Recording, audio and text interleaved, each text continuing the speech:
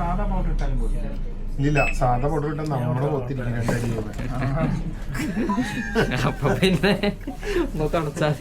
ഇതെന്താ സംഭവം എന്നല്ലേ?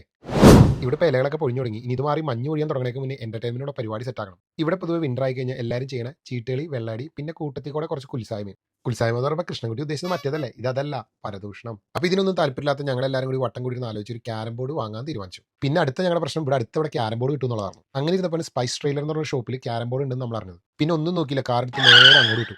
ചേട്ടാ, ഒരു ആക്സിഡന്റുള്ള വകുപ്പല്ല പോയത്. പിന്നെ ഞങ്ങളുടെ ഡ്രൈവർ പണ്ടേ പ്രോയാണ്. അങ്ങനെ ഞങ്ങളെല്ലാം കൂടി ഒരു പടയായിട്ട് ഷോപ്പിലെത്തി. കിട്ടിയാൽ മതിയായിരുന്നു, അല്ലെ പട്ടി ചന്തയ്ക്ക് പോലെ ആവും. അങ്ങനെ സാധനം കിട്ടി. പക്ഷെ അടുത്ത പ്രശ്നം ഇതിലിടാനുള്ള പൊടി കിട്ടിയില്ല. പുട്ടുപൊടി വെച്ചിട്ട് കൊടുത്താൽ പോരെ? പുട്ടുപൊടി റവ മതിയായിരിക്കും. റവ നന്നായിട്ട് തെറ്റും.